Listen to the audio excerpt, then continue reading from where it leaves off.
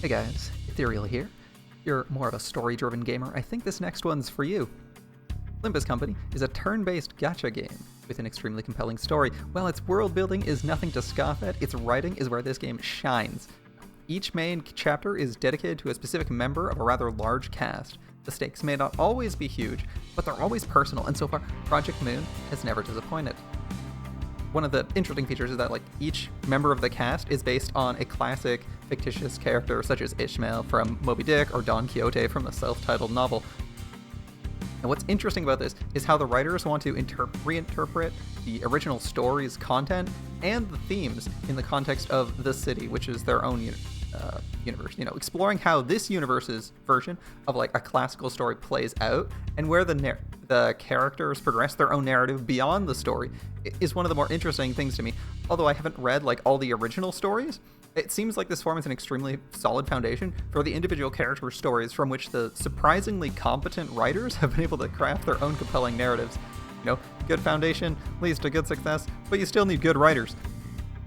Juggling such a large cast is a challenge, but I think so far this is one of the best written gacha games on the market. The world itself is also a fairly interesting setting. It's based in a colossal city with billions of inhabitants that have taken late-stage capitalism to the extreme and just wholly become a corporatocracy. There's no government. There's only a group of companies collectively known as the Head that rule the city. There's no police. The only law enforcement you'll find are corporate security details, miscellaneous criminal syndicates, and fixers. Fixers being an interesting rebrand of the adventurer archetype. Molded for life in the city. This setting evokes a strange union of lawlessness, soulless corporatism, and the common adventurer tropes from fantasy series. Life in the city isn't easy. Life is cheap. Corporate warfare is far more literal than metaphorical, and every day seems to be a struggle to survive whatever fresh horror mankind has collectively created. But the tales told in such a place will reel you in and compel you to read the next story all the same.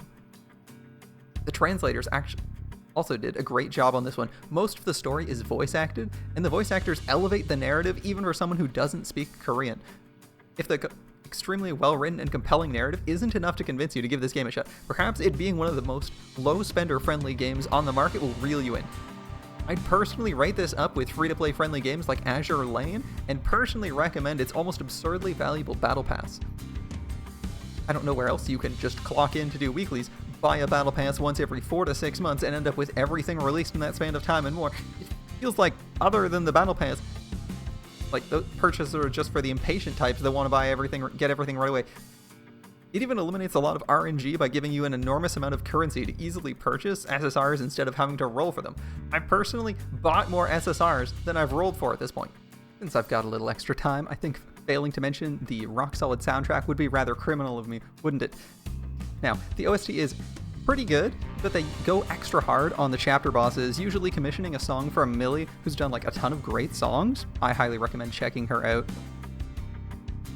Anyway, if this video makes you just a little bit curious about the game, leave a like or comment, and I encourage you to give it a go yourself. Thanks for watching, and have a great day.